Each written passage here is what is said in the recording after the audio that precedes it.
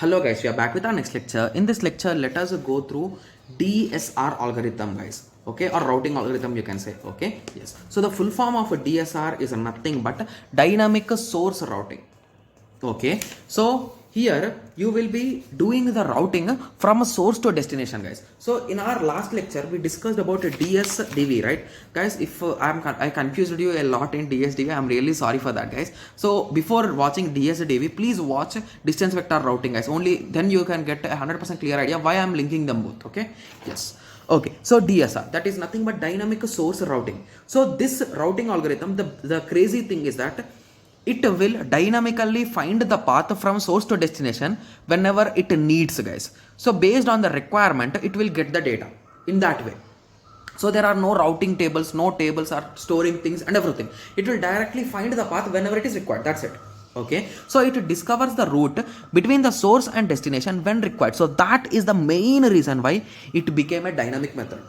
Okay, yes. So operation is based on source routing. So basically the source from where you want to send the data, that is the king here guys. So he will be sending everyone that I want to go there, are you that, so in that way. Okay, yes, I'll be taking an example, don't worry guys. Okay, yes. So intermediate nodes do not maintain any routing information to route the packet to the destination. Less network overhead as there are no messages exchanged between the nodes, as they are very less. Okay guys, I'll be taking an example. Firstly, I'm going through the theory because the terminology will be a bit clear for you. Okay, yes.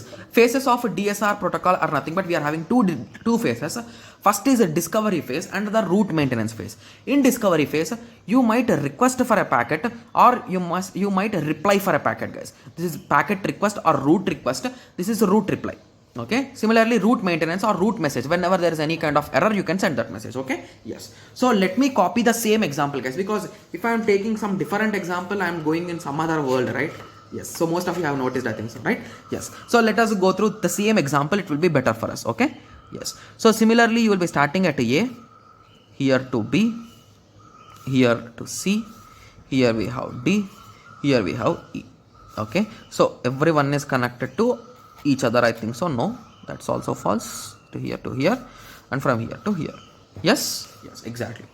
Okay, so initially let us give a UID for this particular thing guys. So UID is something unique, you can say. Okay, yes. So the first column is your UID, unique sum number. I gave 4. Similarly the source, from where you are starting, I am starting from A. Where I want to go, E. So this is your initial packet guys, which you are transmitting in your path.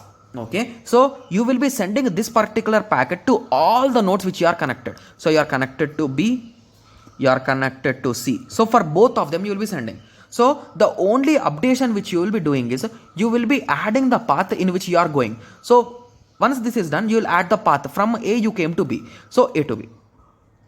Okay, so the path has been added successfully. Okay, similarly here 4A E, from A you came to C. Got it? The exact path. Yes. Similarly, this will be checking whether B is E or not. No, it is not, right? Yes. So here also it is not found. So it will transmit the packet to forward. Okay. So once it is reached by here, so again it will add its address, right? So from A it came to B. From B it came to D. So in this way the path will be updated at each and every step guys. Got it? Yes. So here this will also send it to here. And this will also send it to here. So here we got 2 packets indirectly. So 4 A, E, A, C, A to C, C to D, right? So these are the 2 paths you can say. So basically based on some criteria, so it might be shortest path or some kind of criteria, one will be selected and one will be rejected here guys. Okay, so again that packet will be sent again to here. Okay, so this is the cycle packet you can say. Or again here also we got a choice.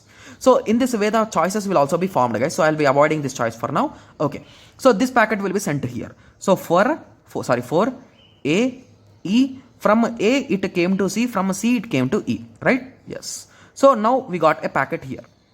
Okay, so let us consider this packet also. So why to avoid it, right? So let me write that also. So or 4 A, E, A to B to D, to C, right? So this is the longest path you can say according to me. Okay, so once these two have been received, so it will be rejecting this because the path length is too long, right? Yes, so this is selected and the same transmission is done. So indirectly you have reached to your destination, right? So EE matching where you need to go and your node, right? Yes, so in this situation you will be updating it and you will start finding the backtracking, guys. So we know that, right? Backtracking path. So in the same way you will be checking. So from E to E, how you received, from C you received, right? Yes. So where is a C, it will go in that path. Okay, so it will send the packet here.